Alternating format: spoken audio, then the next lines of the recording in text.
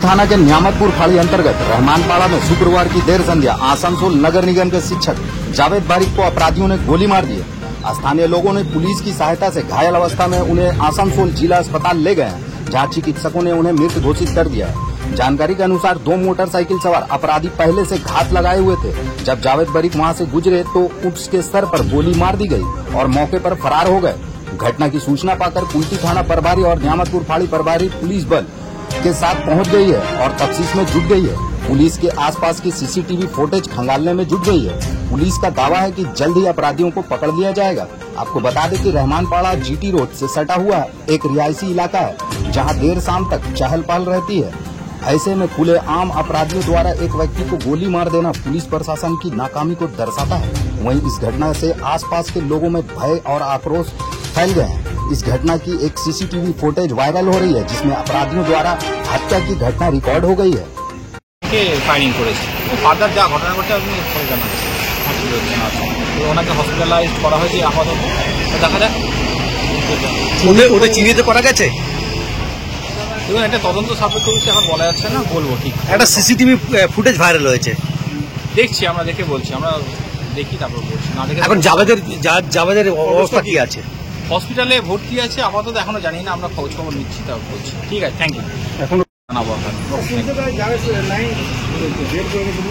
বলতে পারছি না, আগে বললাম এটা তদন্ত সাপেক্ষ বিষয়।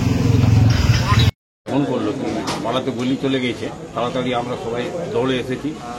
এসে দেখছি মানে পুলিশ যেহেতু নিয়ে চলে গেছে, হসপিটাল নিয়ে গেছে। জাভেদ বাড়ির উপরে গুলি চলেছে। জাভেদ বাড়ি আমাদের বেলডি স্কুলের টিচার সৈয়দ আব্দুল বাড়ির ছেলে, খুবই ভালো ছেলে। আসানসোল কর্পোরেশনে মাস্টার রোলে চাকরি করে, আগে কুলটি মিউনিসিপ্যালিটি ছিল, এখন কর্পোরেশন হয়ে গেছে। মাস্টার রোলে চাকরি করে ছেলেটা তো ভালোই ছেলে। এবারে যেহেতু আমরা দেখেছি হঠাৎ মানে শুনলাম খবর শুনে সবার পাড়ার লোক জড়ো হয়ে গেছে। ওরা কি বাইকে ছিল বলছে? ওরা বাইকে ছিল, ফটো যে এসেছে ওরা বাইকে ছিল।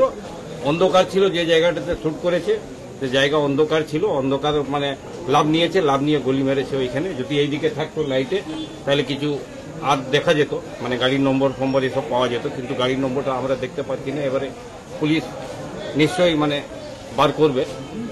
এরকম এই সন্ধ্যায়, ভোর সন্ধ্যায় ধরুন এক গুলি চলে গেল, কতটা আতঙ্কিত আপনার, ভয় কতটা লাগছে আপনার? দেখুন, ভয়ের তো ব্যাপার আছে। এই পাড়ার ভিতরে, মহল্লার ভিতরে যদি গুলি চলে যায় তাহলে ভয়ের তো ব্যাপার আছে।